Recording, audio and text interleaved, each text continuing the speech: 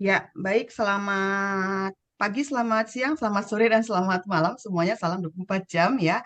Saya Ira, co-host panel kita kali ini di KCIF 2024. Salam sehat, salam solidaritas, salam feminis, dan salam KCIF 2024 tentunya. Dan kita memasuki hari keempat ya, keempat hari Kamis. Iya kan? Benar nggak tanggal 27 ya? 27 Juni 2024 dan ini panel sebentar ini akan ada 4 panel lagi setelah ini ya. Jadi ini panel ke-422 yaitu pemberdayaan ekonomi perempuan praktik dan arah baru. Kemudian ada satu panel yang berlangsung saat ini dan nanti akan ada 2 panel lagi setelah ini gitu.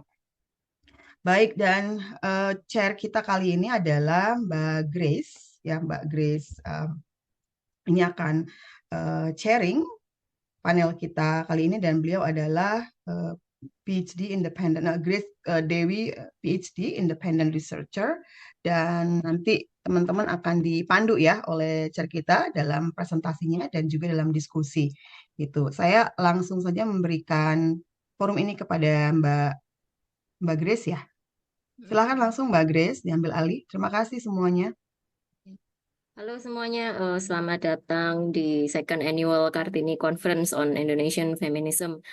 Very excited to have a very talented presenters ya. Mungkin langsung aja saya untuk menghemat waktu, saya perkenalkan first presenter kita, Ibu Dewi Ratnaning Ayu. Beliau adalah founder Mom Digipreneur Community. Kali ini beliau akan sharing ilmunya, pencerahannya mengenai pendidikan dan pelatihan berbasis kesetaraan bagi UMKM perempuan. Kali ini mungkin saya akan usahakan strict gitu ya, tiap presenter akan present 15 menit.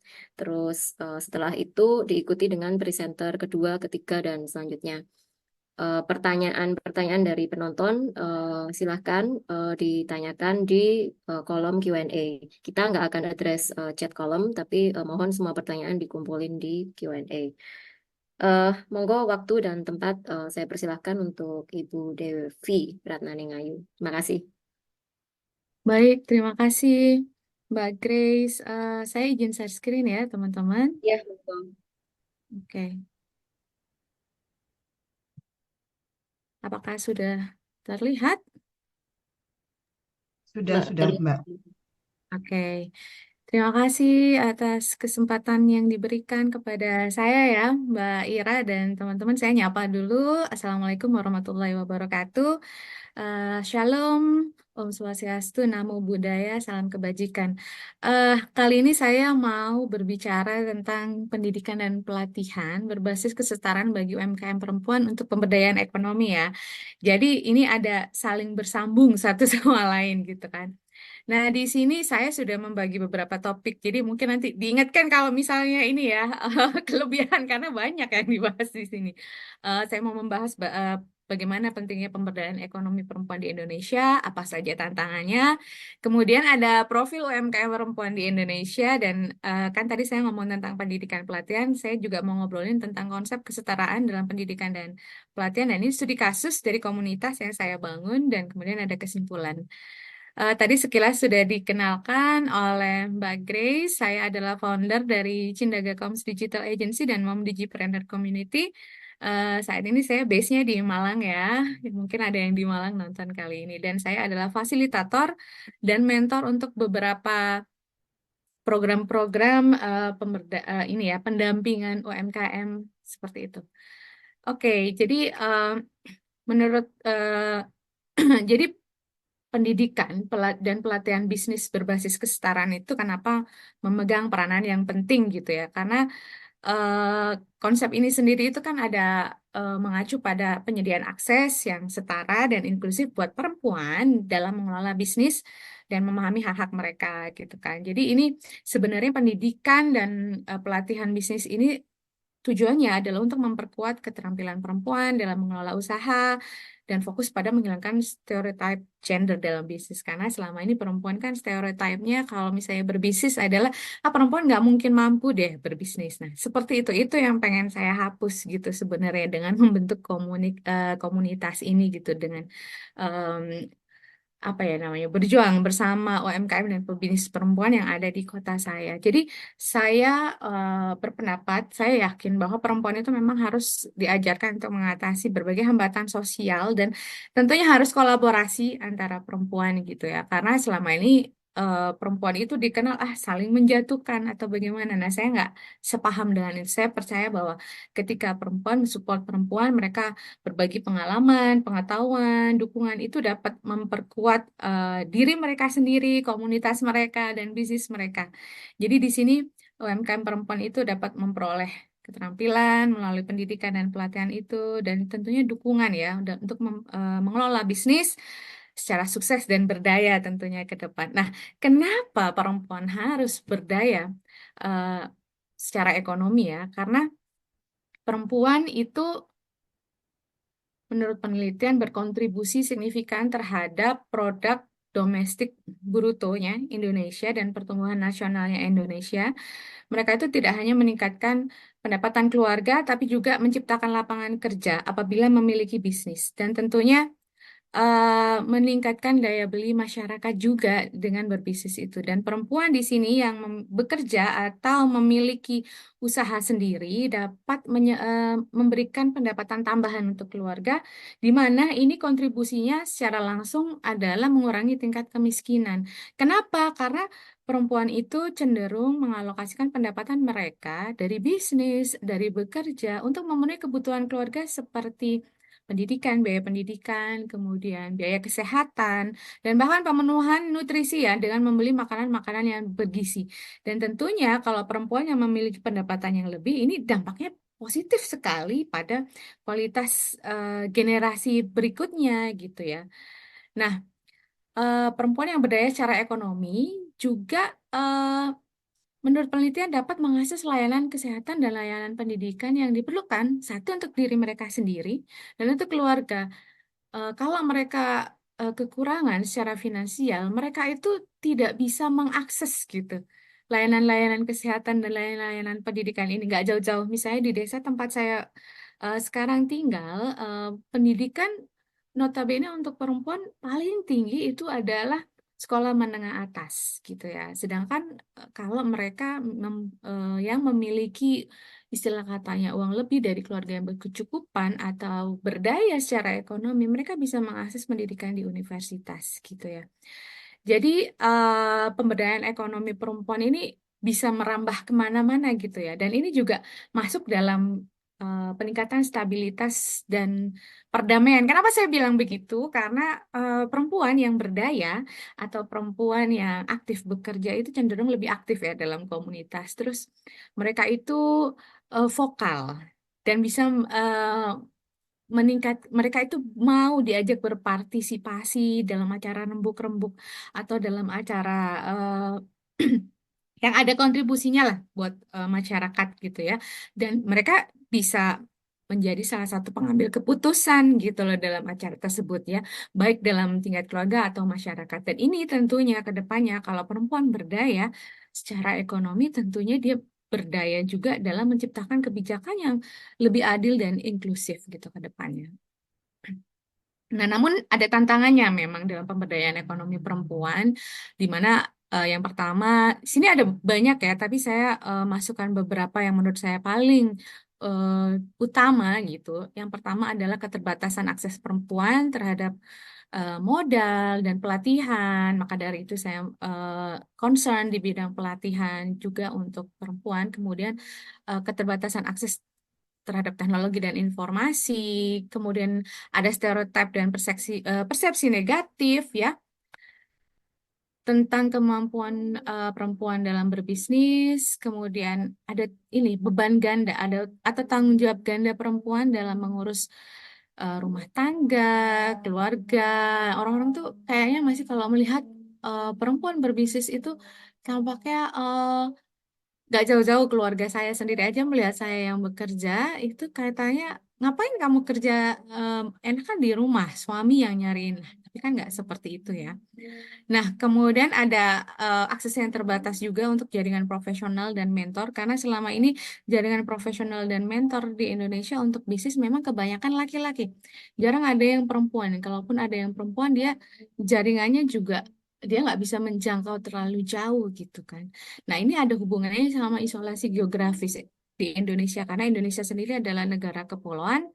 Kemudian yang paling akhir adalah kebijakan dan regulasi yang tidak mendukung pemberdayaan ekonomi perempuan. Contohnya hak kepemilikan lahan itu kayaknya tidak pro terhadap perempuan. Bahkan undang-undang perkawinan di situ menyatakan bahwa kepala keluarga adalah laki-laki dan perempuan hanyalah sebagai ibu rumah tangga gitu kan. Nah, jadi eh, di sini kita memerlukan pendekatan yang holistik ya, termasuk kebijakannya itu harus mendukung, aksesnya itu harus lebih baik terhadap pendidikan dan sumber daya, sehingga terjadi perubahan-perubahan budaya untuk dapat menghapus stereotip gender ini. Jadi sehingga perempuan itu lebih bebas untuk mencapai potensi ekonomi mereka.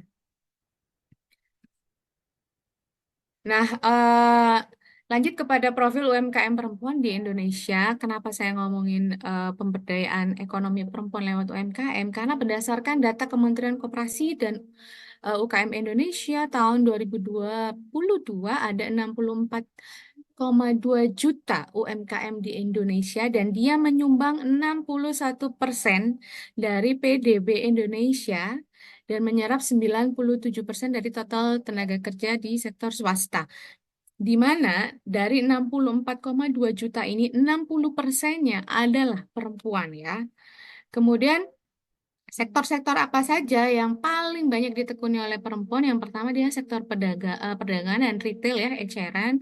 Kemudian usahanya bisa toko kelontong atau bisnis online. Kemudian sektor makanan dan minuman.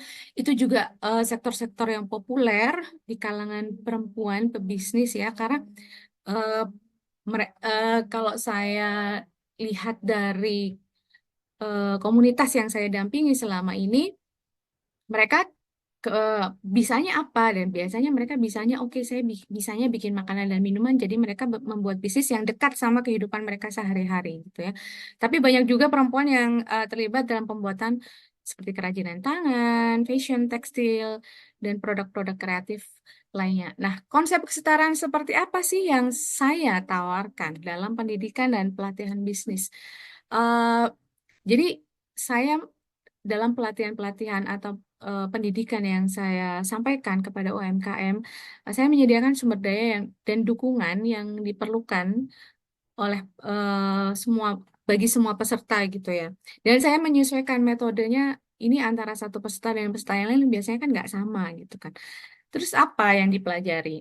Biasanya saya memberikan pelatihan keterampilan teknis dan manajerial perempuan bagaimana sih dalam mengelola bisnis, bikin pembukuan sederhana itu seperti apa, membuat bisnis canvas model itu seperti apa gitu ya, dan memperluas pengetahuan mereka tentang bagaimana membuat strategi bisnis yang baik gitu, bagaimana memanfaatkan teknologi dalam berbisnis.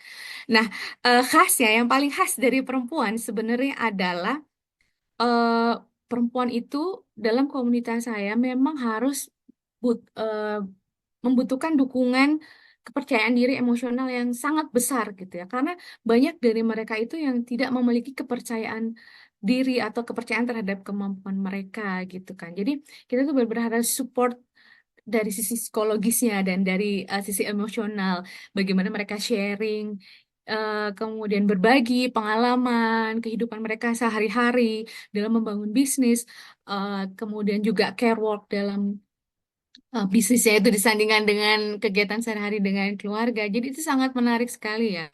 Karena selama ini perempuan selalu dibilang, ah, kamu nggak bisa untuk maju. Kamu udah SMA aja, kamu udah di dapur aja. Padahal mereka memiliki potensi yang sangat luar biasa. Jadi dukungan untuk meraih potensi diri melalui psikologi dan emosional itu memang sangat besar sekali gitu ya di komunitas saya yang kebanyakan perempuan.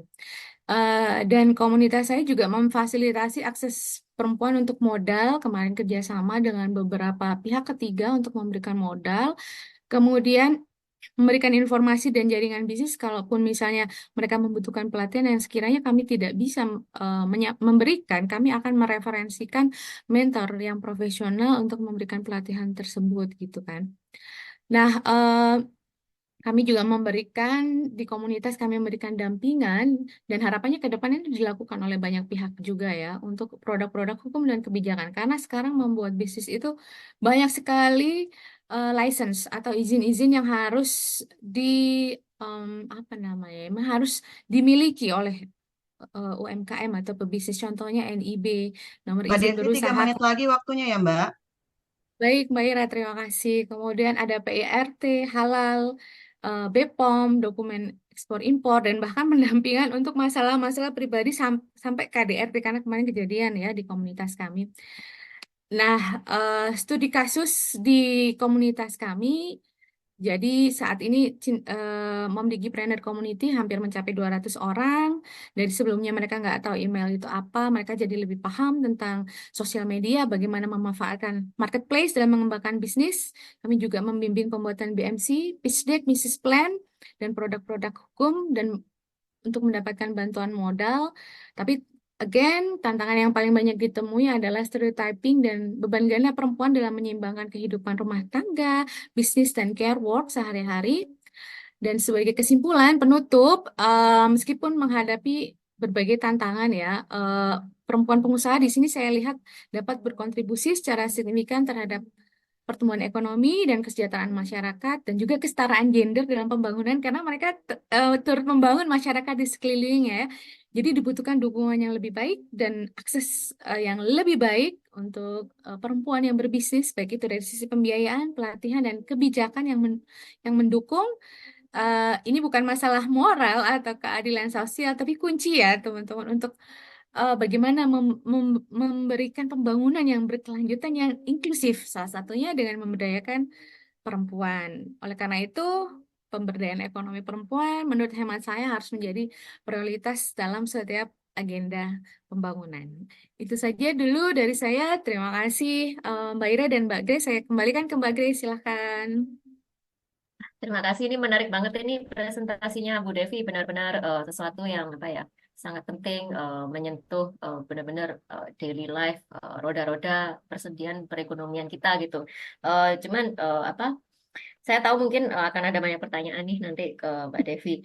Ya, Cuman untuk apa ya supaya kita on track gitu, saya izin mempersilahkan presenter berikutnya. Mbak Devi, mohon stay tune untuk pertanyaan-pertanyaan yang akan datang. Eh, Terima kasih Mbak Devi. Sekarang saya izin mempersilahkan Ibu Rini Riswani. Beliau adalah Women's Union in Business Indonesia atau IWUBI. Beliau adalah pendamping hukum dan UMKM IKM.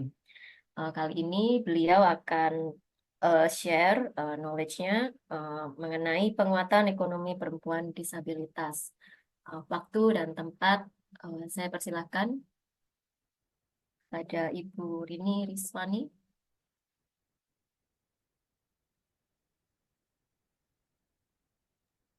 di skip dulu aja kali ya. Belum siap Oh, belum ada. Karininya. Oh, Karininya belum belum ada ya, siap. Bu.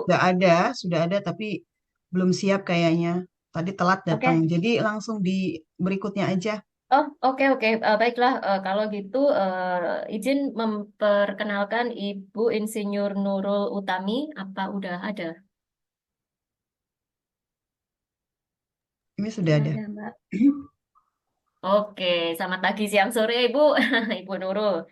Ibu Nurul Utami, Ya, beliau adalah Ketua dari Badan Eksekutif Solidaritas Perempuan Mataram. Beliau kali ini akan share pencerahan kepada kita mengenai impian dan harapan perempuan buruh migran yang tak sampai.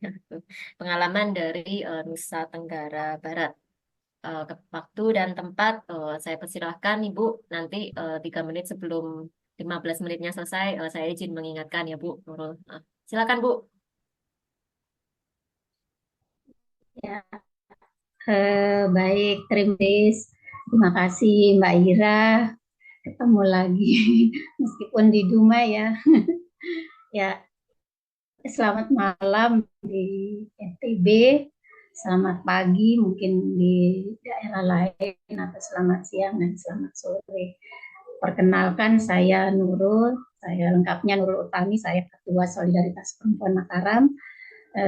Senang sekali, bahagia sekali malam hari ini waktu di NTB saya bisa ketemu dengan kawan-kawan, kalau kami biasa memanggilnya ya, kawan-kawan, Bapak Ibu di mana saja berada.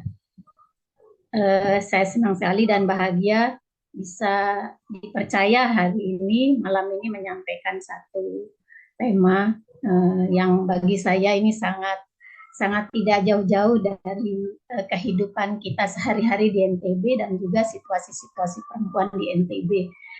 Di mana yang saya Kak Nurul, sampaikan maaf, ini, bisa di full screen, Kak? oh Biar ya siap, lebih jelas. maaf. Makasih.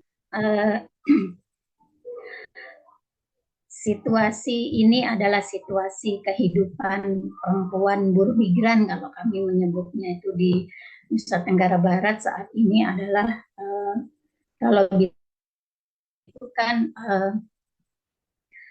adalah situasi ada persoalan-persoalan yang dialami, adalah situasi ketidakadilan yang dialami oleh banyak sekali perempuan yang ada di NTB. Nah, situasi-situasi ini sebenarnya tidak jauh-jauh dari kehidupan mereka yang hilang, sumber-sumber hidup mereka yang hilang, di mana lahan-lahan, karena sebagian besar di NTB itu adalah sumber mata penghidupan, sumber mata pencaharian perempuan ada dari sektor pertanian. Nah, saat ini situasi alih fungsi lahan, pertanian subur terutama itu yang merebut, kemudian menghilangkan sumber-sumber hidup perempuan kita di NTB. Nah, hilangnya sumber-sumber kehidupan mereka itu disebabkan oleh banyak hal. Misalnya bisa saja dari alih fungsi lahan lah, kebutuhan komersial seperti perumahan, kemudian ada juga pembangunan fasilitas-fasilitas yang mendukung untuk pariwisata misalnya, itu banyak menghilangkan lahan-lahan pertanian yang menjadi sumber-sumber hidup perempuan di NTB. Kemudian ada program-program pemerintah misalnya, itu juga banyak menghilangkan sumber-sumber hidup perempuan, dan kecenderungannya itu menjadi situasi di mana kemudian perempuan petani terutama itu berada di situasi yang sangat sulit. Nah, yang kedua mungkin karena di samping adanya situasi hilangnya sumber-sumber hidup perempuan itu, juga mereka banyak mengalami kekerasan, baik itu kekerasan di domestiknya maupun kekerasan di luar di domestiknya. Banyak sekali kemudian sekarang kita lihat situasi perempuan kita yang sudah mengalami hilangnya sumber-sumber kehidupan mereka itu terlilit oleh hutang. Banyak kemudian banyak sekali yang mengatasnamakan lembaga-lembaga koperasi, kalau disebutnya itu di NTB itu, yang notabene sebenarnya memberikan pinjaman-pinjaman dengan bunga yang sangat tinggi dan menjerat. Nah, apabila perempuan itu kemudian tidak mampu membayar, maka debt collector yang bicara, yang bekerja, sehingga itu menjadi ancaman besar bagi perempuan. Banyak kasus yang kita lihat kemudian perempuan-perempuan kita itu mendapat ancaman, bahkan pemukulan, kekerasan oleh para debt collector ini. Nah, yang situasi lain kemudian adalah misalnya mereka terpaksa kemudian para pemilik lahan menjual tanahnya itu untuk alasan untuk biaya pendidikan, di mana rata-rata sekarang biaya pendidikan sangat mahal. Kemudian alasan kesehatan dan juga untuk biaya-biaya pernikahan. Sehingga lahan-lahan mereka terpaksa bahkan mereka jual untuk kepentingan-kepentingan itu, di samping juga karena memang ada situasi-situasi di mana lahan itu sebenarnya sudah diincar oleh para pengembang pembangunan komersil tadi, misalnya para pengembang perumahan, kemudian komplek pertokoan, hotel, restoran, dan sebagainya yang membutuhkan untuk memenuhi kebutuhan-kebutuhan itu. Nah, itu situasi-situasi yang kemudian menjerat perempuan atau memaksa perempuan kemudian keluar untuk bermigrasi. Di samping mereka juga mengalami keterpaksaan menjual lahannya, mereka juga dirampas atau dieksploitasi lahannya itu untuk demi kepentingan pihak-pihak tertentu. katakan misalnya ada salah satu proyek di mana proyek strategis nasional misalnya di NTB itu sangat banyak. Ada Kek Mandalika misalnya, ada kemudian pembangunan strategis nasional bendungan di mana di NTB itu dibangun 4 bendungan terbesar yang menghabiskan banyak lahan luas, bahkan lahan pertanian, kemudian perkebunan, juga lahan-lahan hutan. Tentu saja ini sangat berpengaruh terhadap sumber penghidupan perempuan, di mana sebagian besar perempuan kita adalah menggantungkan hidupnya dari sektor-sektor pertanian, perkebunan, baik sebagai petani maupun sebagai buruh tani. Situasi-situasi tersebut kemudian memaksa perempuan kita mempunyai 2 pilihan. Mereka akan tetap bertahan dengan situasi itu atau bahkan pergi ke luar negeri menjadi pekerja migran. Ini yang terjadi di sebagian besar perempuan kita di NTB. Nah, alasan-alasan mereka kemudian bermigrasi menjadi perempuan buruh migran itu ada banyak alasan. Mereka bila mereka pergi, mereka rentan mengalami kekerasan, bahkan situasi-situasi ketidakadilan yang lain. Apabila mereka bertahan, mereka akan tetap sengsara dan juga mereka akan kesulitan mendapatkan kehidupan akibat persoalan-persoalan atau situasi-situasi yang saya gambarkan tadi. Nah, keluarnya perempuan sebagai buruh migran itu kan didasarkan pada kepentingan mendesak untuk bertahan hidup atau keluar dari kerentanan ekonomi, kekerasan. Mereka mengalami kekerasan di rumah tangganya atau di domestiknya, baik itu dalam bentuk pacaran, mungkin pasangannya, atau bahkan berselingkuh, bahkan juga ada yang menikah atau dipoligami. Nah, persoalan poligami ini kan sangat rentan mereka juga menimpa mereka saat mereka bekerja, tidak hanya ketika mereka sebelum bekerja. Sebelum bekerja mereka sudah banyak yang mengalami poligami dan kekerasan lain.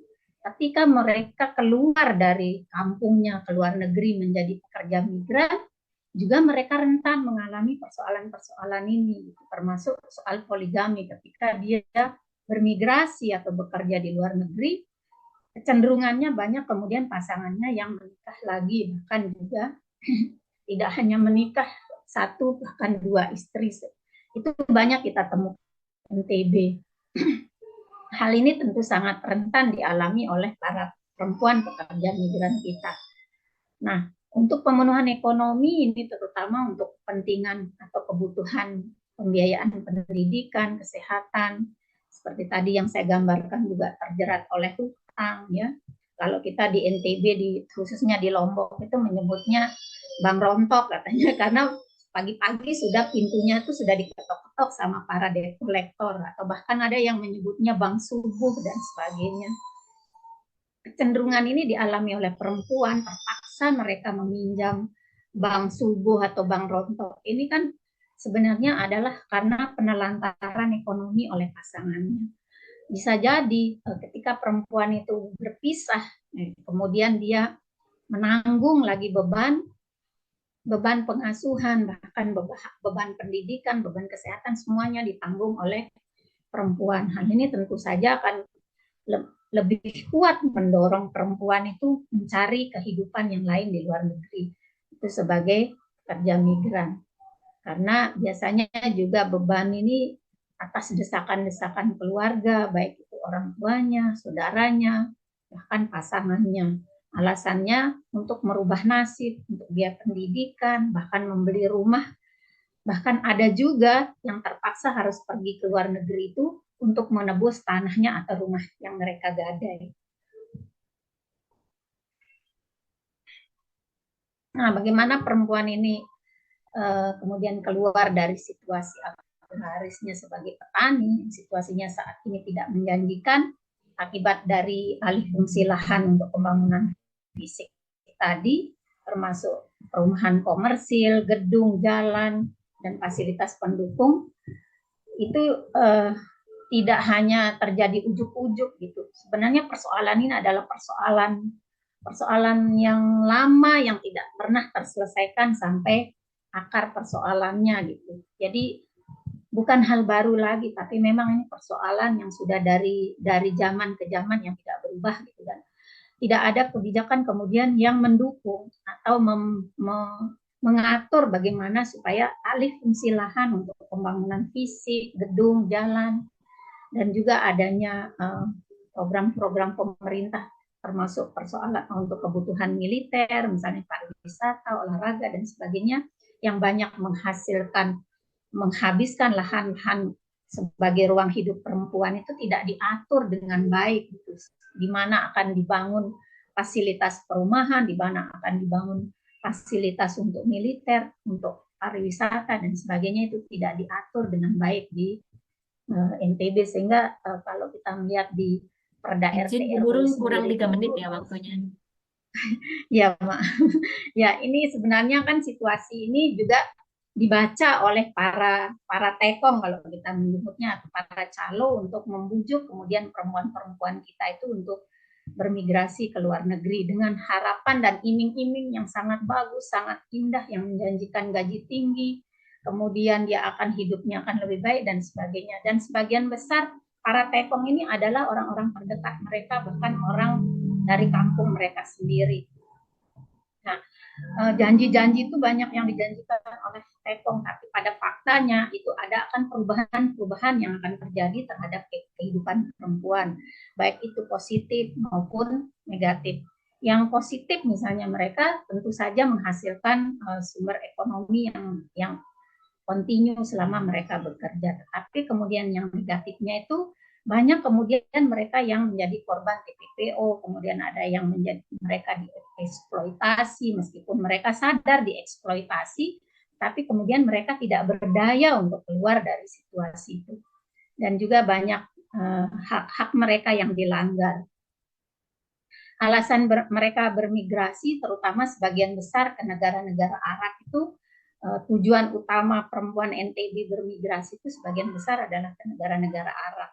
Alasannya itu mereka karena mereka satu agama, satu keyakinan, kemudian mereka bisa beribadah, berhaji, umroh, dan lain-lain. Kemudian oleh tekong dijanjikan gaji besar, kerja ringan, kemudian banyak teman kampung mereka hanya bercerita hanya yang enak-enaknya saja, yang baik-baiknya saja, tetapi yang sakit-sakitnya itu tidak pernah diceritakan. Karena mereka malu menceritakan yang hal-hal yang seperti itu.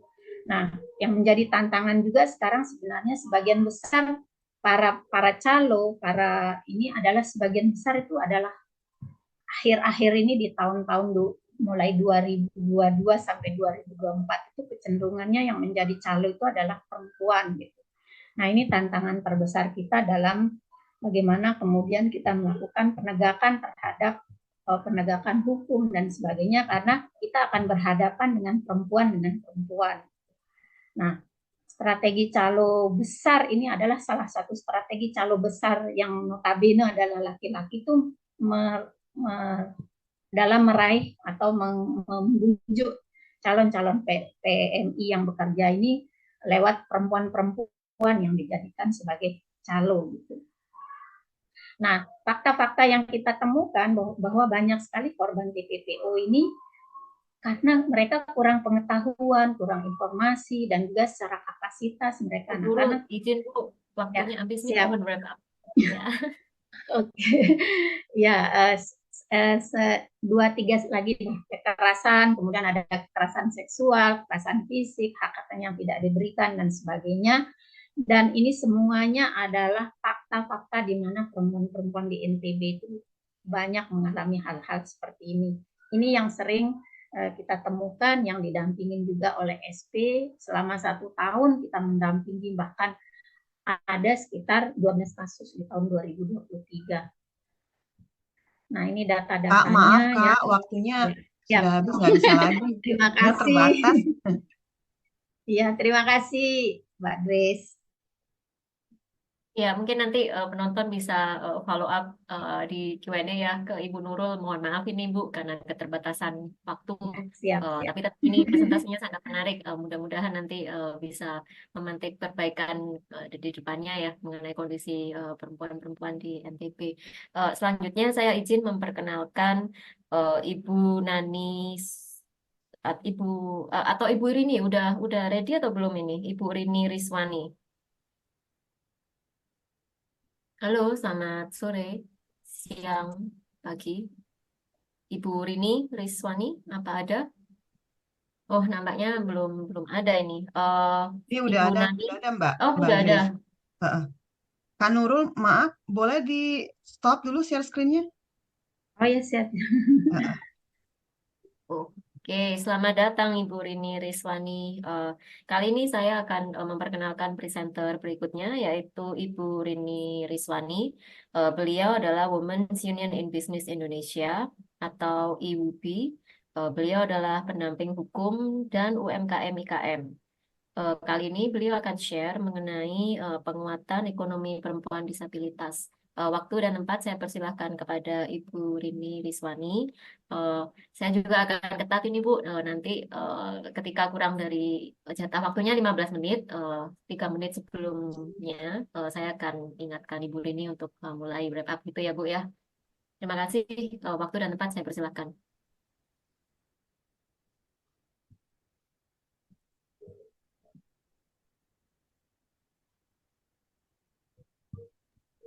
Nggak ada suaranya, Kak Rini.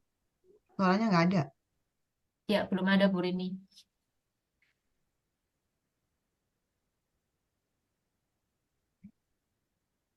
Mbak Grace, buat menghemat waktu, kita langsung ke Mbak Nani aja ya. Oh boleh, Heeh. Bu Rini, kita ke Bu Nani Sulminarni dulu ya, kalau gitu. Saya izin memperkenalkan Ibu Nani Sulminarni.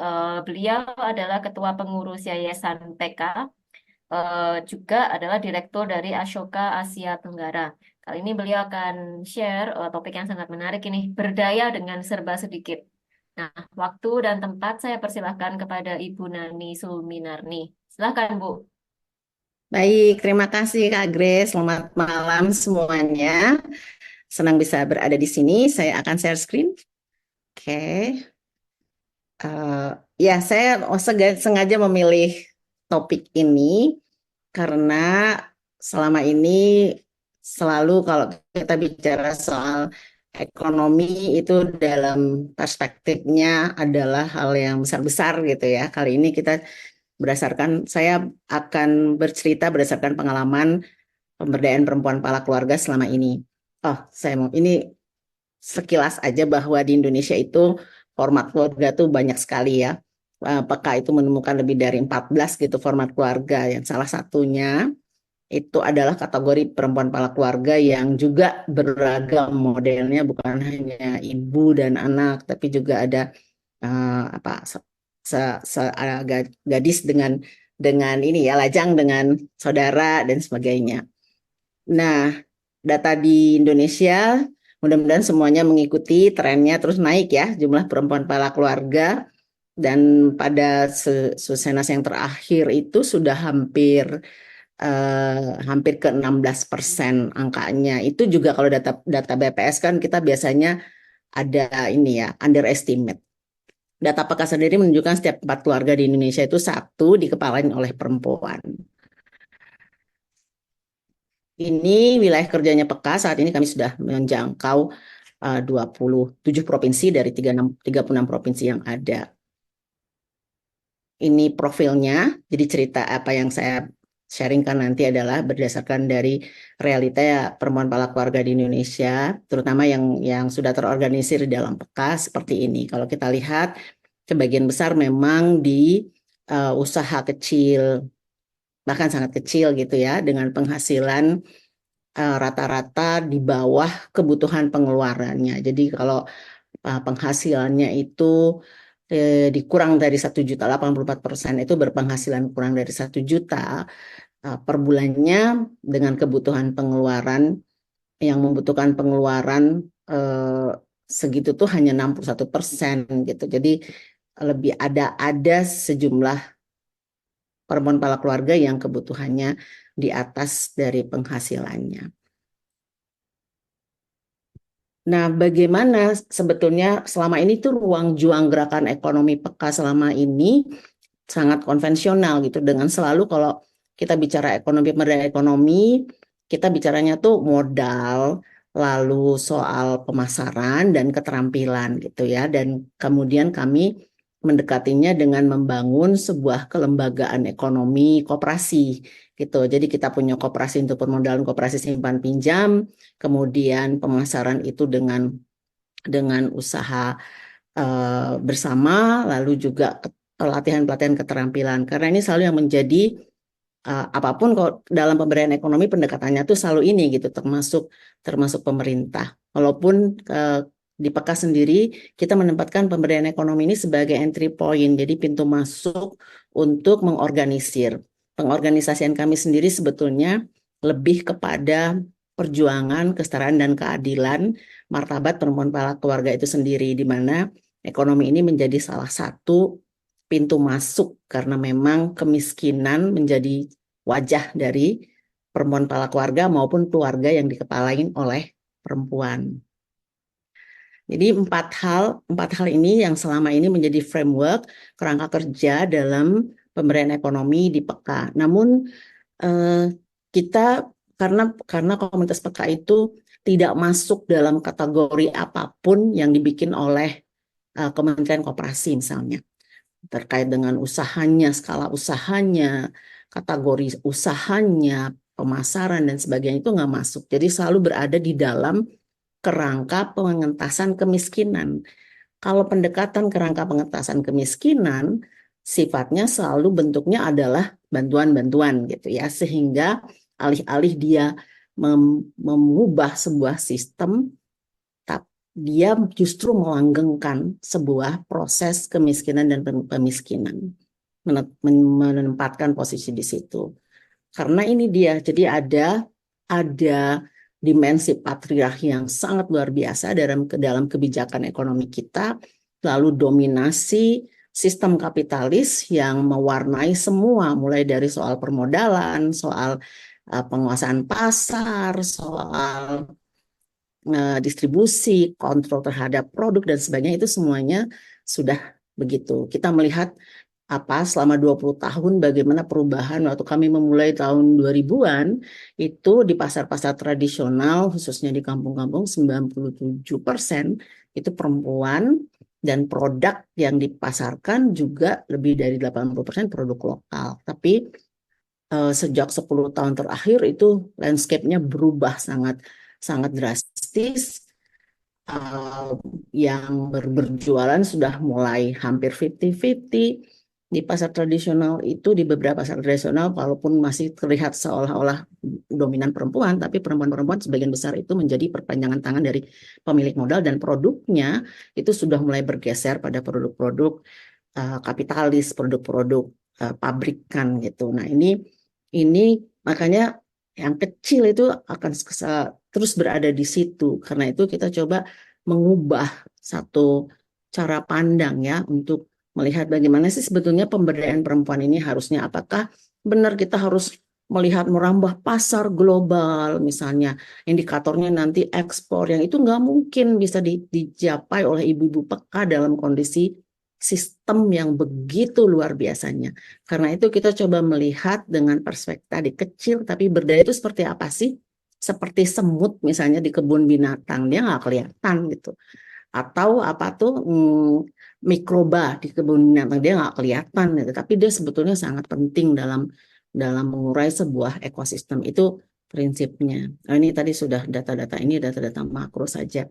Nah, ini sekarang kita coba melihat apa sih sebetulnya arena tarung yang memang harus dihadapi. Kita melihatnya jadi sama modelnya dalam 4 framework ini.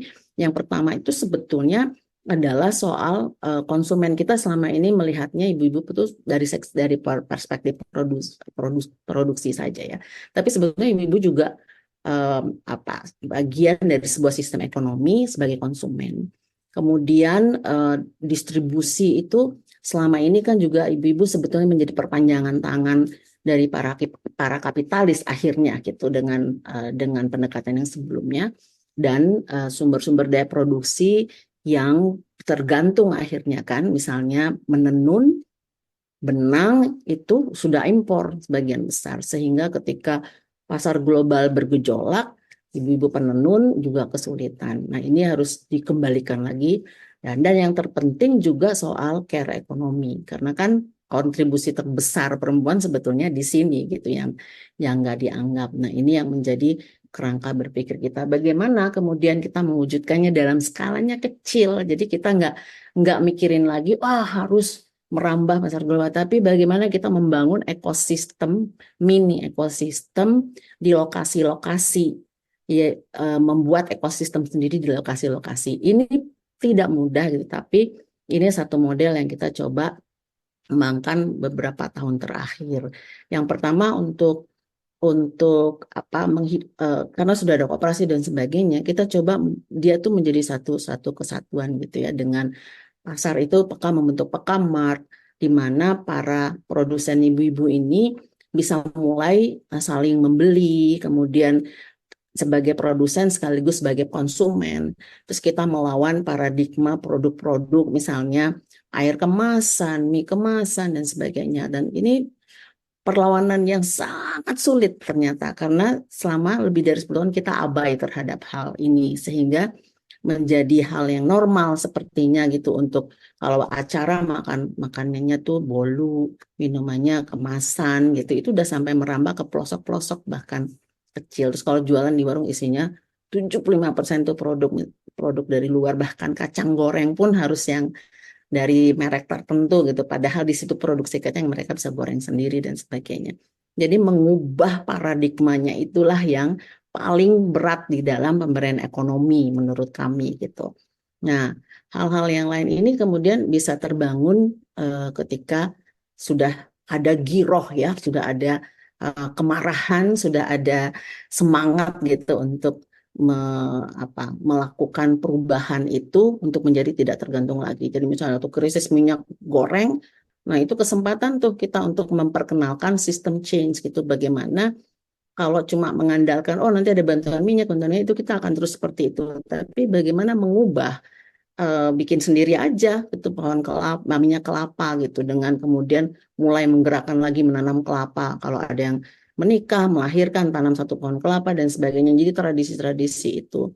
Ini kayaknya hal-hal kecil gitu kan. Nah, tapi kalau kita bayangkan kalau itu nggeremet gitu di seluruh sendi-sendi di seluruh desa, kita punya 76.000 desa, jangan 76.000-nya deh misalnya, mulai dari 10% desa di seluruh Indonesia melakukan perlawanan seperti itu, mungkin bisa gitu cita-cita itu.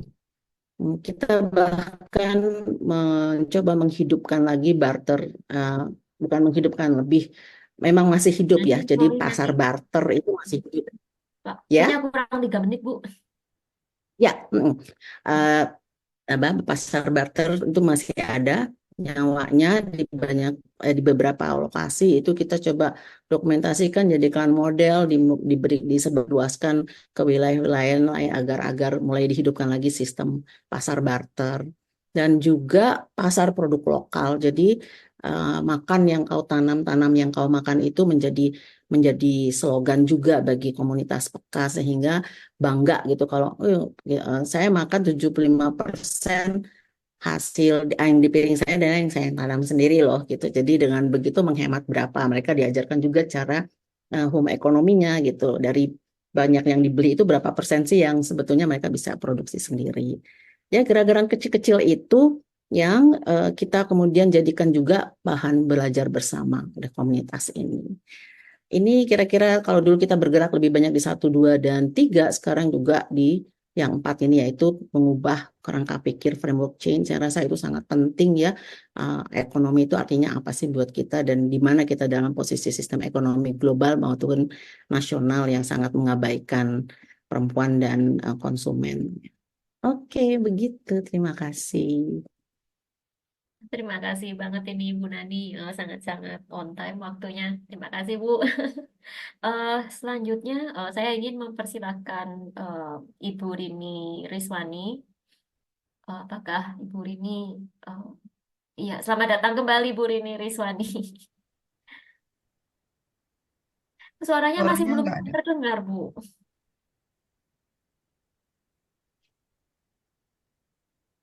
Mungkin audionya tadi nggak keklik.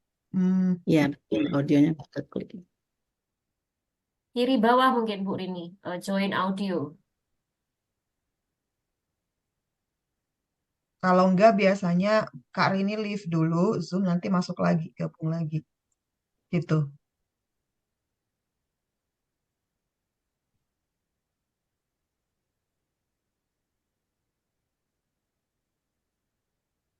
Gitu, gitu aja kali ya Kak ya.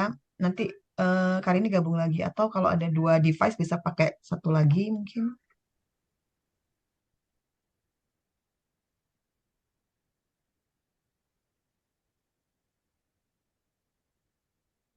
Ini malah nge-freeze ya?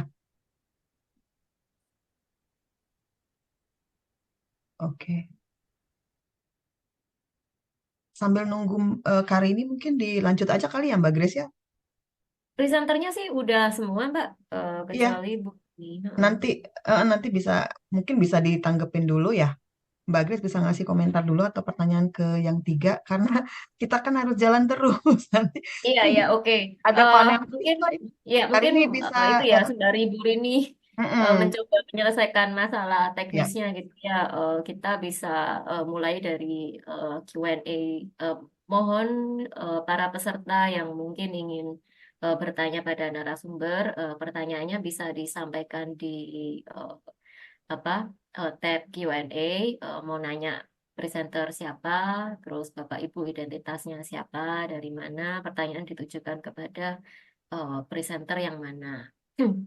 Nah, sambil menunggu pertanyaan itu ya kalau dari saya sih, saya melihatnya itu sih Mbak Ira, ini memang topik yang sangat penting gitu ya, tapi sayangnya sebagai ekonom, saya ekonom biasa gitu, apa ya, mungkin masih minim gitu ya pengetahuan mengenai gender, feminist theory and everything gitu. Cuman memang saya melihat kalau baca majalah atau popular media gitulah, it has never been part of mainstream discussion yang mana orang-orang bisa dengan peka melihat pentingnya satu kontribusi ekonomi yang digerakkan oleh perempuan, dan dua juga tadi yang seperti Bu Nani sampaikan gitu, misalnya apa, area tarungnya ya bahasanya Ibu Nani itu memang sangat terjal dan banyak, dan bahkan pada tataran paradigma gitu.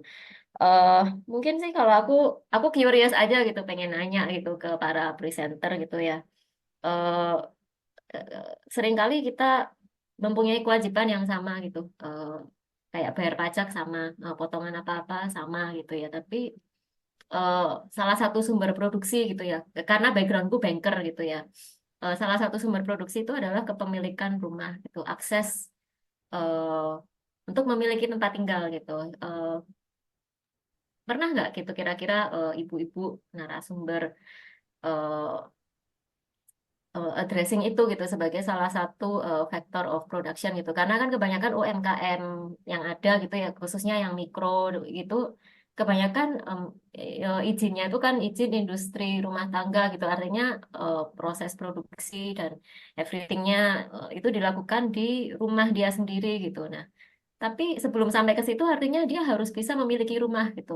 Ada nggak story gitu, atau mungkin penggalian lebih dalam gitu, gimana how can women have equal access to kayak apa ya, mendapatkan KPR untuk dapat rumah gitu? Apakah do we have equal right, atau gimana temuan di lapangan, apa pernah addressing itu gitu? Monggo kalau misalnya ada story-story Ibu. Bu Devi, Bu Nurul, atau Bu Nani mungkin. Kalau kalau Hmm. di PK, karena kami sebagian besarnya wilayah kerjanya adalah rural ya. Masalah perumahan yang model dengan urban itu kami nggak pernah menghadapi, belum pernah punya pengalaman itu. Tapi kalau soal kepemilikan aset itu memang sangat penting ya. Karena kan ketika misalnya usaha yang ditekuni itu berkembang, maka kemudian perizinan dan sebagainya akan terkait akal mereka memiliki aset atas namanya sendiri itu akan lebih mudah gitu. Tapi karena memang komunitas PK sendiri adalah komunitas yang termiskin di Indonesia ya, sehingga kepemilikan kan itu sangat sedikit gitu. Misalnya kalau dia petani, umumnya tuh mereka buruh tani gitu, tidak memiliki lahan sendiri. Karena itu salah satu yang dilakukan misalnya secara kolektif melakukan GADE. Di NTB itu ada sistem GADE. Di beberapa provinsi sebetulnya kita punya sistem GADE yang sangat membantu. Jadi mereka berkolektif sebagai koperasi itu, kemudian menyewa lahan gitu ya, pihak lain kemudian mengolah lahan tersebut untuk menjadi sumber produksinya. Sampai sejauh ini itu hal-hal yang bisa dilakukan gitu, karena memang sangat bawah ya untuk mulai dengan mengakumulasi finance untuk kemudian mendapatkan aset. Oke. Kalau kayak ke lembaga keuangan lain gitu, eh, gimana Bu? Nah, nih story-nya gitu. Apakah ada yang udah berhasil gitu, mulai benar-benar dari, itu kan berarti mulai benar-benar dari baby step banget ya, mulai dari apa yang ada itu digadaikan gitu kan. Tapi setelah itu apakah ada semacam glass ceiling gitu? Kadang kalau digadaikan kan ya udah gitu nilainya mungkin segitu-segitu aja gitu, atau memang how can Jadi they break glass ceiling and grow kalau access? Gitu. iya, kalau sebetulnya sistem GADE itu menarik ya. Saya juga baru ngerti itu. Jadi sistem GADE itu kan ada orang yang punya tanah, dia kemudian eh, minjem uang nih gitu dengan jaminan tanahnya itu gitu kan ya. Terus si kemudian ibu-ibu kan karena berkooperasi dia punya uang gitu untuk memberikan ininya. Tanah itu kemudian diolah, nanti ketika orang itu mengembalikan uang, tanah itu dikembalikan gitu, seperti itu. Sehingga sebetulnya sangat sangat menguntungkan untuk kedua belah pihak. Nah, kalau success story dari koperasi ada misalnya komunitas peka di NTT itu akhirnya memang punya aset, punya center sendiri itu dari proses simpan minjam yang mereka lakukan yang dari awal ya. Biaya yang dari kecil-kecil tadi gitu, dari simpanan 100 perak itu sampai mereka punya aset miliaran itu ada gitu, bahwa aset koperasi sampai miliaran itu terjadi di Pekat dengan mulai dari simpanan yang simpanan harian 100 rupiah misalnya.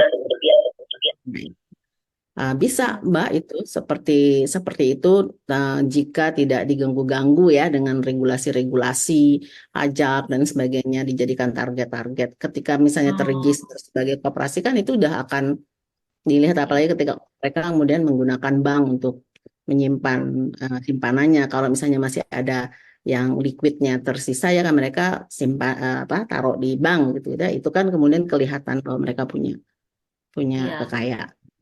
betul, betul, betul, Bu. Wah, terima kasih nih, Bu. Nah, ini penjelasannya. Kita ada pertanyaan lagi untuk Mbak Grace, narasumber. maaf, Ya, ini mungkin ya. Mbak Karininya udah Oh, pakai gitu. dua device, mungkin bisa dicoba. Oke. Ya, Bisa Mbak, tapi dari handphone Mbak. oke. Bisa share screen, Bu Rini. Sebentar ya Mbak ya. Karena udah entah di gimanain tadi ininya kan. Ini maksudnya.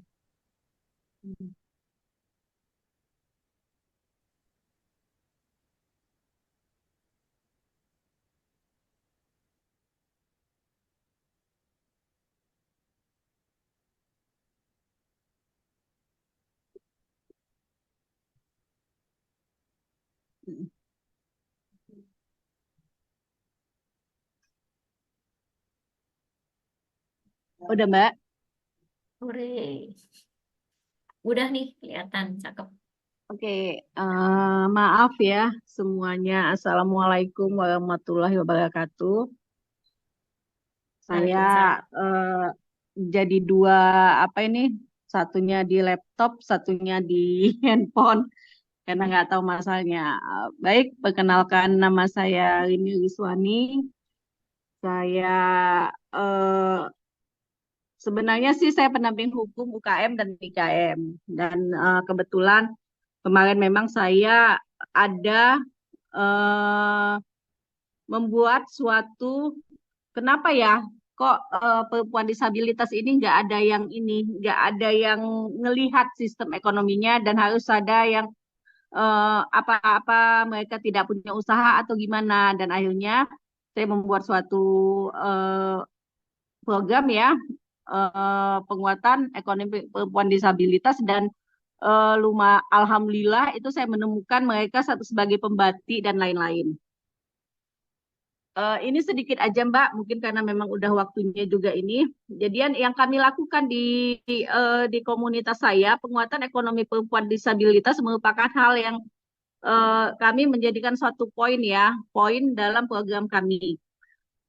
Karena tidak bisa kita pungkirin penggerak ekonomi juga termasuk mereka, karena mereka juga melakukan hal-hal yang seperti berjualan, membuat batik dan lain-lain, dan itu tidak mereka yang melakukan, tapi tidak diakuin produk mereka gitu. Akhirnya kami mendampingi mereka dengan mencoba membuat pelatihan, mengurus beberapa legalitas usaha seperti yang Mbak katakan tadi, seperti nomor induk berusahanya, izin usaha mikro, sampai pada untuk produk makanan atau kulinernya kami buatin halalnya secara gratis. Nah, di sini satu yang menjadi kendala kami yaitu akses keuangan.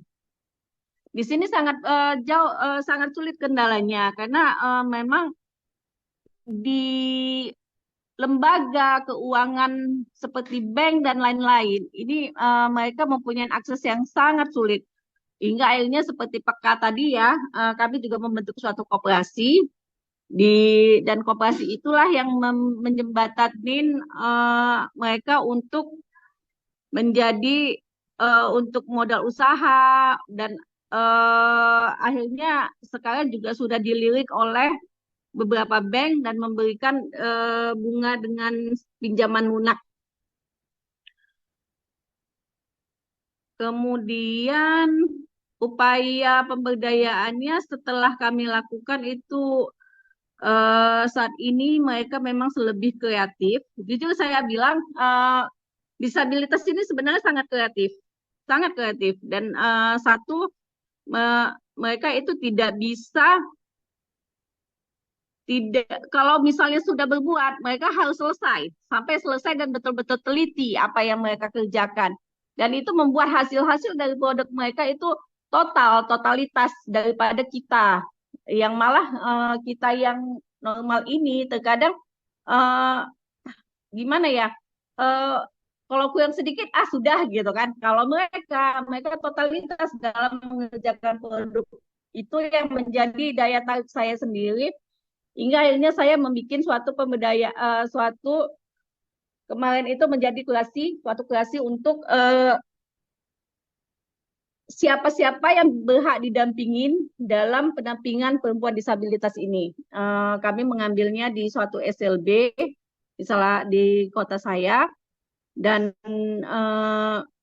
beberapa yang tamat sekolah akhirnya kami berhasil kreasi, dan saat ini juga sudah sangat didampingin, bahkan produknya sudah dibawa oleh pemerintahan setempat. Pelatihan dan pendidikan juga memang kami lakukan, walaupun saat ini kami masih tetap harus minta dampingan dari guru mereka, karena kan bahasa isyaratnya itu kami belum ini, Pak. Tapi mereka sangat jago loh untuk penjualan online. Itu udah kami didik juga untuk berjualan online, dan beberapa e-commerce juga sudah kami masukin ke produk-produk mereka. Pelatihan dan pendidikannya, jadi literasi keuangannya juga udah oke, kami bikin. Hingga itu kami fasilitasin sampai selesai. Mungkin dalam tahap ini aja yang mungkin bisa saya sampaikan kepada bapak-bapak, ibu-ibu yang di sini. Ya, mungkin masih banyak kekurangan yang harus kami diskusikan lagi. Mungkin itu aja, Mbak. Terima kasih. Mungkin ada pertanyaan, bisa nanti kita lanjut di sesi diskusi ya, Mbak ya. Oke, wah Bu Rini ternyata cepet juga nih Bu. Waktunya sebenarnya masih sampai 7.45 alokasinya buat Ibu nih. Masih ada 9 menit Bu. Tapi nggak apa-apa. Mungkin kita sambil jalan diskusi gitu kali ya. Apa antar narasumber juga nanti eh, apa pertanyaan dari apa dari para penonton juga gitu. Di sini ada pertanyaan dari Ibu Indriyanti Suparno kepada narasumber kita, Mbak Devi. Eh, Bagaimana memastikan atau mengupayakan penguatan ekonomi perempuan juga berpengaruh pada relasi kuasa perempuan dalam keluarga dengan pasangan, dan bagaimana juga dapat dikelola untuk menguatkan solidaritas dengan kelompok perempuan lainnya. Monggo Mbak Devi, pencerahannya dari Mbak. Kak Grace, boleh diulangi atau ditulis Oh, di kolom ya, chat? Pertanyaan oke. agak Mungkin kalau ada putus. Ibu Indriani, ada nggak? Masih online nggak ini? Kalau ada, kalau masih online mungkin Ibu Indriani, eh, saya ingin mempersilahkan Ibu Indriani untuk nanya. Masih ada nggak ya Ibu Indriani Suparno? Ini share screen-nya masih ini ya, masih di share screen ya, Iya, atau di stop komputer tolong ya? ya Kak Rini. Mm-mm. Oh, oke. Kirain komputer Tutup saya ya. doang.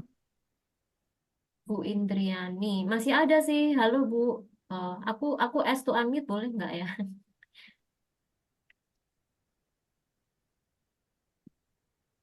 Bu, Bu, Mbak Ira, boleh nggak itu Ibu Indriani dicolek? Mungkin beliau bisa.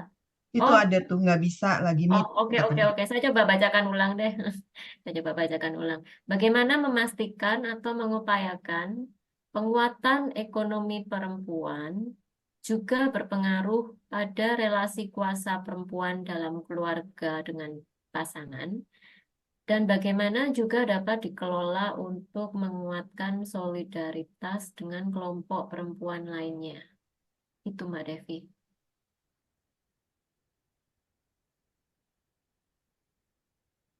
Yang bagian akhir saya kurang terdengar, Mbak Grace. Yang saya tangkap Oh, bagian awal, ya, ya, ya. bagaimana Bagian, memastikan. bagian, oke, saya ulang ya.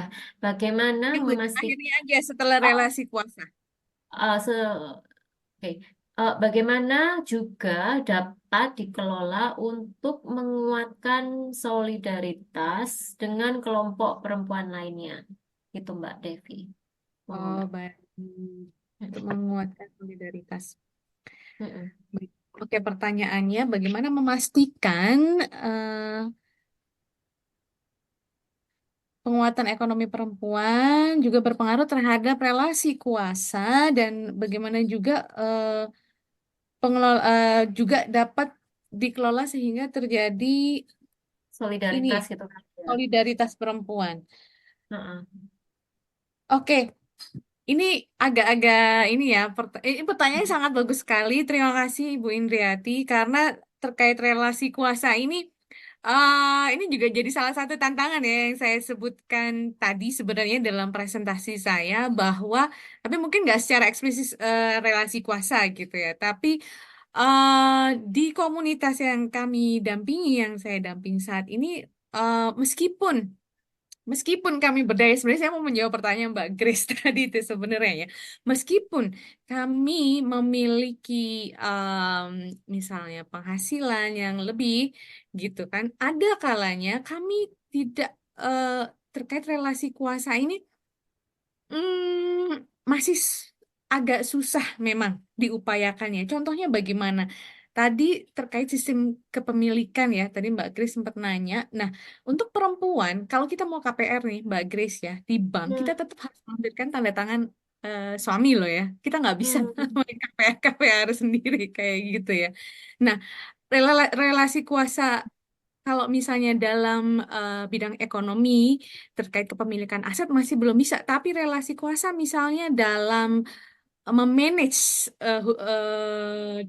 kehidupan rumah tangga itu masih bisa diupayakan. Karena gini, kemarin saya sempat nanya, ibu-ibu kalau misalnya di rumah, kalau misalnya ikut pelatihan, bagaimana? Bapak-bapaknya itu ini nggak mengizinkan nggak? Ini kan juga pelatihannya untuk meningkatkan kapasitas ekonomi. Nah, nanti Bapak, jadi memang kami belum ini ya, belum dulu sempat diskusi sama Mbak Ira, kami belum menjangkau pasangan hidup dari komunitas kami ini. Harusnya sih memang ada intervensi terhadap bapak-bapak seperti itu untuk tahu bahwa yang dimaksud dengan kesetaraan gender itu bagaimana, bagaimana supaya yang namanya relasi kuasa ini tidak terlalu timpang, itu tidak terlalu jauh. Karena untuk mendapatkan izin keluar rumah aja itu masih sangat sulit. Tapi kalau memang kita memiliki income sendiri atau kemudian kita memiliki bisnis, itu cenderung lebih stabil ya, nggak terlalu jomplang. Kalau saya dengar dari cerita ini, karena sharing aja pengalaman dari komunitas yang saya dampingi ya, nggak terlalu jomplang karena saya memiliki uang, saya bisa melakukan apa yang saya inginkan tanpa em, ini ya, tanpa harus kayak misalnya saya nadah tangan terus gitu. Jadi saya memiliki power. Jadi saya bisa bargaining, nanti saya waktu belajar tolong bantu saya untuk jaga anak ya. Nah, semacam itu bisa dikomunikasikan memang Mbak Kris. Jadi relasi kuasanya masih seperti itu kalau misalnya dalam kehidupan rumah tangga, tapi kalau dalam aset, kepemilikan aset itu masih belum bisa dikompromikan. Kemudian kalau misalnya relasi kuasa eh dengan bisnis, nah ini dengan bisnis-bisnis yang lain yang jauh lebih menggurita, ini memang masih sangat timpang sekali. Tapi sekali lagi saya bilang bahwa sebenarnya ekonomi yang diusung oleh perempuan, UMKM perempuan sebenarnya memberikan pendapatan sampai dengan 60%, 61% kepada negara. Tapi memang di sisi lain masih banyak didikte oleh pemerintah harus begini, harus begitu. Nah, seperti itu. eh Memastikannya, ya itu tadi sebenarnya harus ada intervensi terhadap pihak-pihak terkait dan kemudian terhadap pasangan hidupnya masing-masing ya. Ini salah satu PR bagi saya. Ini juga PR dari Mbak Ira ini sebenarnya tapi belum bisa diselesaikan gitu kan. Memang harus bertahap. Jadi harus melibatkan orang lain, harus melibatkan komunitas lain untuk memastikan eh, bagaimana relasi kuasa itu tidak terlalu timpang dan bagaimana membentuk solidaritas. Solidaritas ini sebenarnya seperti saya bilang karena komunitas kami sebenarnya relatif kecil ya Mbak Grace ya. Di sini kekhasan dari komunitas dari Mom Digipreneur Community adalah kita bisa bebas sharing. Solidaritas itu di mana? Dari kita saling mendukung satu sama lain. Kemarin misalnya ada salah satu member kami dari komunitas kami yang mendapatkan KDRT. Dan dia menarik diri dari komunitas gitu ya. Menarik diri dari komunitas, dia keluar, saya tanya pelan-pelan kayak gitu. Saya meyakinkan dia bahwa saya ada buat dia, apa yang bisa saya bantu untuk dia kayak gitu. Dia baru mau membuka dirinya dan mau terlibat gitu ya. Nah, solidaritasnya ini saya melihat angle-nya dari sini. Bagaimana kita satu sama lain saling support supaya kita nggak, istilah orang Jawa bilang mutung ya, mutung dari berbisnis, mutung dari kehidupan kita. Jadi satu sama lain kita saling mendukung. Dan saya juga berjejaring dengan komunitas-komunitas perempuan lainnya yang ada di Malang, misalnya kayak di Malang itu ada MCC Women. Jadi kalau ada kegiatan, oke kita ikutan yuk, kita undang mereka. Jadi kita juga kalau misalnya ada event juga mengundang komunitas-komunitas lain. Jadi solidaritas mendukung satu sama lain. Kalau ada event, kalau ada program, kita saling mendukung. Dan terutama kalau perempuan di komunitas Mom Digipreneur, secara psikologis dan emosionalnya itu benar-benar harus disupport karena ya itu tadi relasi kuasa yang masih timpang, kemudian ada beberapa peristiwa yang susah untuk diungkapkan secara ini ya mungkin secara bebas karena masih ada pembatasan-pembatasan terhadap perempuan. Jadi memastikannya adalah dukungan emosionalnya memang harus memang mungkin harus ada divisi khusus di komunitas kami yang mendukung bagaimana sih menguatkan kepercayaan diri dari perempuan di komunitas. Harus ada programnya memang. Misalnya kalau di kami sih mungkin salah satunya dengan belajar public speaking gitu ya. Itu salah satu cara untuk menguatkan kepercayaan diri dan juga berjejaring untuk menguatkan solidaritas dengan komunitas-komunitas perempuan yang lainnya. Itu dulu Mbak dari Devi, saya, Mbak. Terima kasih. Mbak Devi, ini mungkin sedikit follow up gitu ya. Saya punya teman gitu, beliau barusan gitu minggu lalu ke lapangan gitu ya. Memang dia menemukan kejadian yang cukup lucu, tapi juga masih menimbulkan tanda tanya dan ya masih wait and see gitu. Jadi dia itu mewawancara pengusaha perempuan mikro lah, pengusaha mikro gitu. Dia menerima pinjaman yang sangat ya kecil lah, pinjamannya kecil, cicilannya juga kecil. Nah, jadi teman saya itu dia mewawancara si perempuan ini, oh gimana kamu mengakses kredit dan sebagainya, apakah usahanya tumbuh dan apa dan butuh bantuan apa dan sebagainya. Nah, tapi menariknya ketika dia mewawancara ini, ujuk-ujuk suaminya datang, loh, lu minjem. Jadi suaminya nggak tahu gitu. Jadi jadi sekarang kita ini loh, waduh gimana nih? Habis di interview malah ketahuan gitu kan minjem. Jadi hmm, Iya, iya. gimana ya nge-handle perempuan yang kadang mungkin udah nih saya pengen banget usaha tuh. Dia pedenya bagus, usahanya benar-benar dimulai dari nol, kecil-kecilan gitu ya. Tapi terus tiba-tiba surprise gitu gimana? Iya, memang eh, komunikasi dalam keluarga itu memang harus dikuatkan juga ya Mbak ya. Karena seperti yang saya sampaikan itu tadi, perempuan itu nggak pede gitu. Bahkan kadang menutup diri dari lingkungannya. Bahkan dari suaminya aja mungkin mereka nggak berdiskusi saat ingin membangun bisnis apa. Boleh Ibu Indriati silahkan main-main belajar di Mom Digipreneur Malang silahkan. Saya dengan senang hati menerima dan berdiskusi dengan Ibu Indriati. Jadi ini makanya saya bilang ini juga PR dari Mbak Ira ya. Sebenarnya Mbak Ira dari diskusi kita di IG Live beberapa waktu lalu bagaimana membangun sinergi antara eh, laki-laki yang juga menjadi pasangan dari komunitas Mom Digipreneur Community ini ya, ataupun yang di case-nya Mbak Grace, dampingannya Mbak Grace gitu ya. Jadi supaya sinergi sejalan gitu ya, karena memang yang namanya ketimpangan-ketimpangan relasi kuasa ini memang harus apa ya? Ya memang harus bagaimana caranya supaya itu nggak terlalu jomplang. Salah satunya dengan berdialog, berdiskusi seperti itu, Mbak Grace. Iya, Ini iya, benar-benar PR iya, bersama sih menurut saya. iya. Saya sih sekarang, waduh terima kasih banget ini Bu Devi. Tapi saya juga kepengen melempar pertanyaan ke Bu Nurul dan Bu Rini nih. Apa yang di saya sangat Ya, Mbak. tersentuh gitu ya dengan presentasinya Bu Nurul gitu ya karena sebenarnya banyak pekerja migran itu adalah pahlawan devisa gitu kan tapi ternyata juga nggak mudah gitu mencapai atau janji-janji yang diimpikan itu ternyata juga nggak semudah itu gitu kan. Em, tapi gimana gitu Bu. Kira-kira menurut Bu Nurul gitu sebenarnya kan negara atau pemerintah tuh juga ada tugas gitu melindungi warga negaranya gitu. Terus juga ada banyak program pemberdayaan gitu.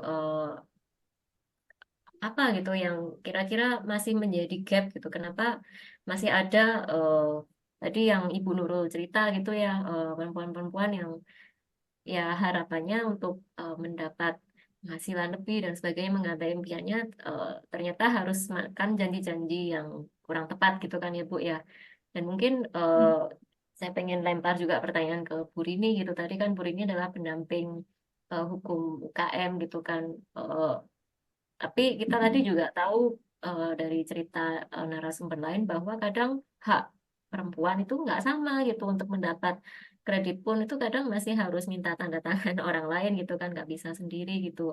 Gimana ya Bu ya supaya is there equality before the law gitu. Monggo Ibu Nurul dan mungkin nanti kalau Bu ini masih ada eh, monggo dibantu jawab juga. Terima kasih. Ya, Bu Nurul silakan. Ha.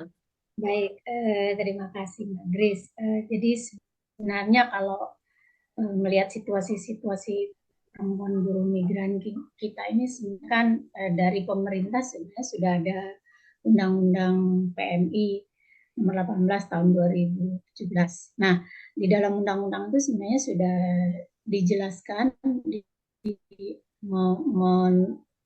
memandatkan bahwa ada perlindungan bagi perempuan, termasuk perempuan buruh migran kita yang PMI secara umum itu mulai dari pra, ketika bekerja, dan purna. Gitu.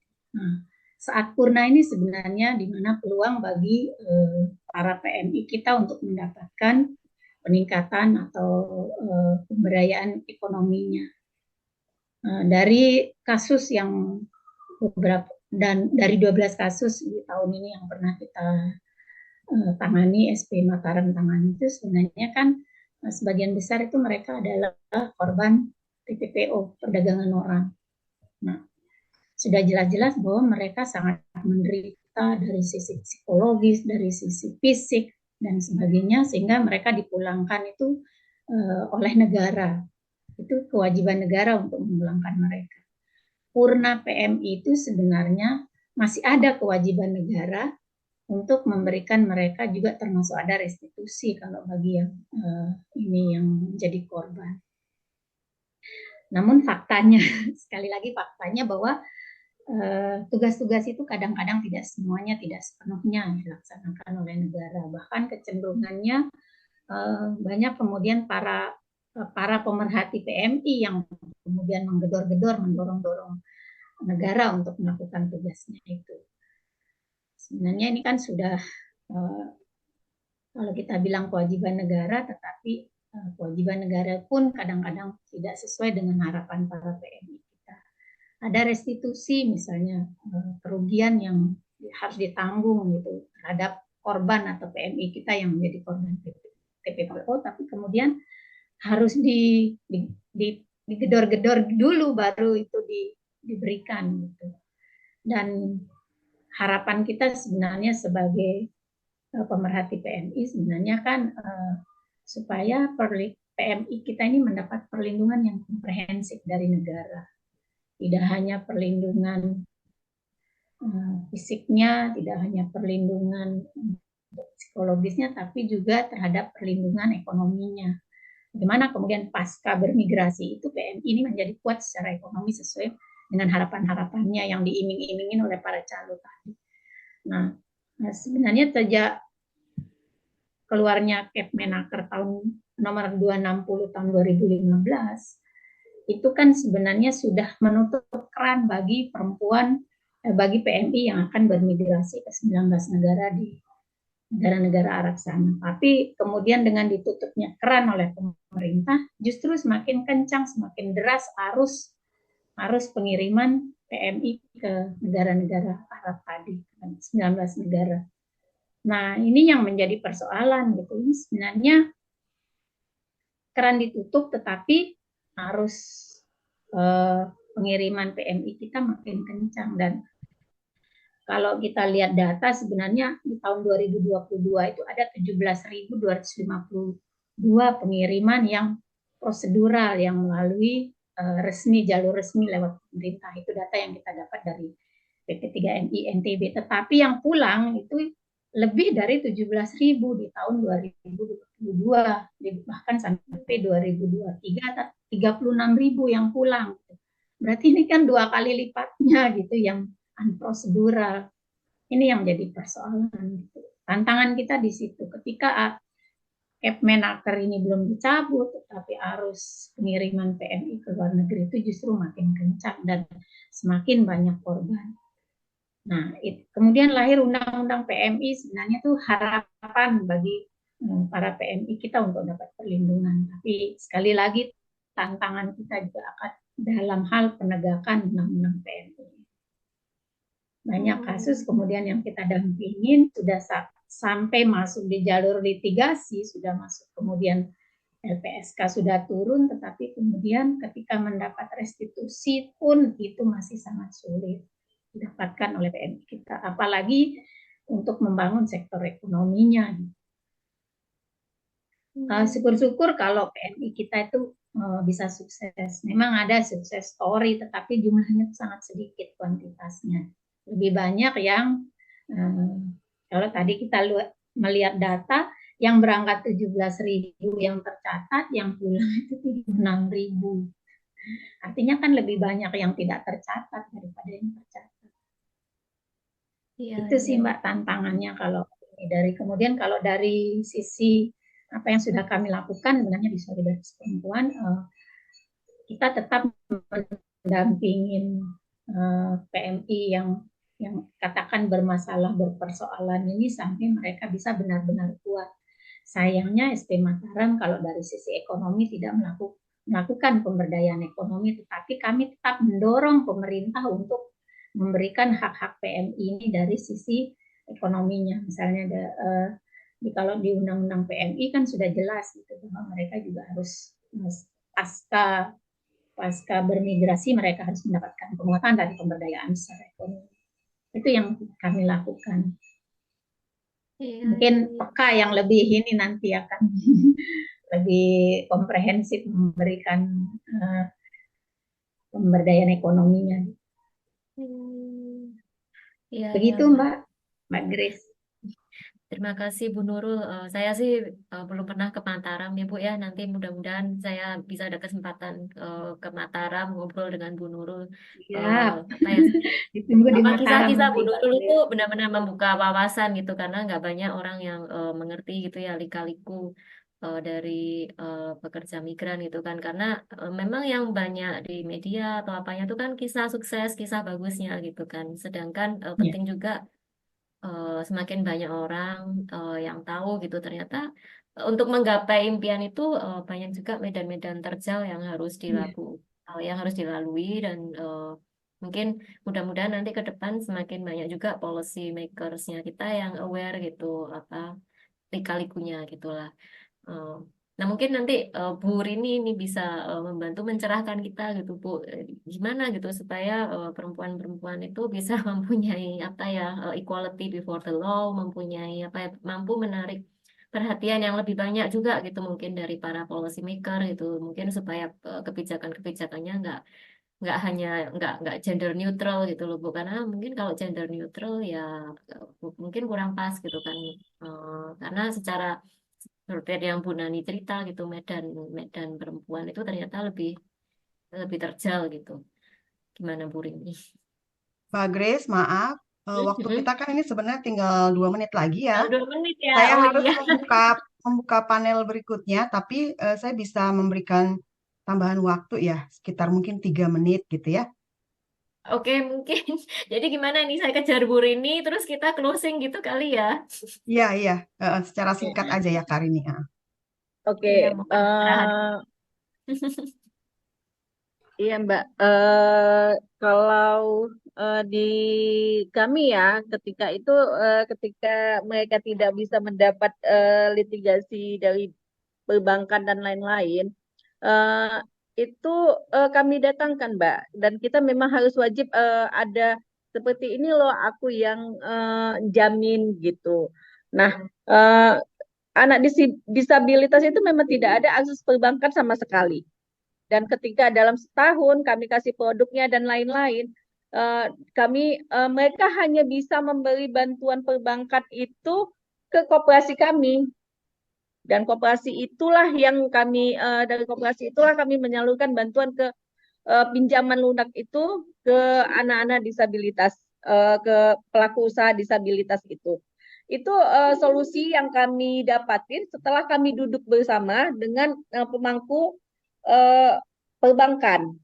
Karena memang itu sama sekali tidak ada, Mbak. Sama sekali tidak bisa, mereka memang tidak dapat, tidak mendapat akses perbankan itu sama sekali mereka tidak bisa dapat gitu.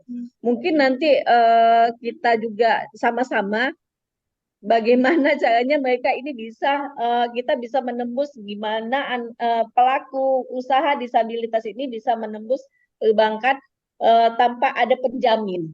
Saat ini kan ada penjamin ya gitu. Ya. Mungkin itu aja Mbak. Mungkin nanti bisa kita sama-sama ya dari komunitas yang lain, dari apa yang lain. Saya juga nanti mungkin minta pendapatnya gimana gitu. Iya, iya. Waduh, terima kasih banget ini Bu Rini. Malam ini sih kita punya narasumber-narasumber yang dari berbagai daerah dan juga dari berbagai perspektif yang sangat menarik nih, mulai dari Bu Nurul, Mbak Devi, Bu Nani, dan Bu Rini gitu ya. Mungkin karena waktunya juga udah habis nih, saya izin menutup acaranya gitu ya. Terima kasih banget ini para narasumber atas pencerahannya dan atas knowledge sharingnya. Waktu dan tempat saya kembalikan ke Mbak Ira. Monggo Mbak Ira. Oh, Mbak Ira kayaknya masih mute deh, Mbak. Ya, makasih banyak Mbak Grace. Ya, selaku chair kita. Jadi panel ini ya, panel tentang pemberdayaan ekonomi perempuan, praktik dan arah baru, panel 422 ini sebenarnya panel yang saya sendiri adalah organisernya. Jadi saya memang mengorganisasi panel ini, itu khusus untuk KCIF.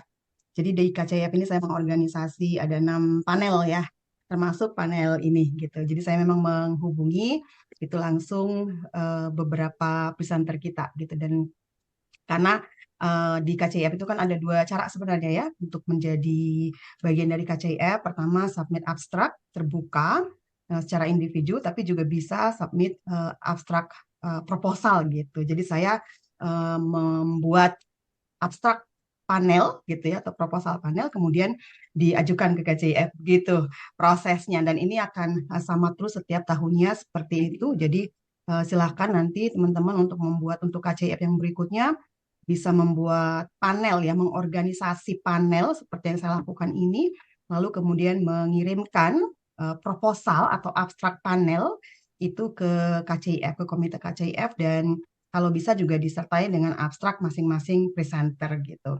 Itu akan lebih baik lagi gitu. Atau melalui abstrak terbuka individual. Jadi nanti kemudian panitia atau komite yang akan menyatukan tema-tema presentasi yang sama, kemudian kita membuat satu tema tertentu berdasarkan tema-tema yang mirip kira-kira atau senada gitu ya.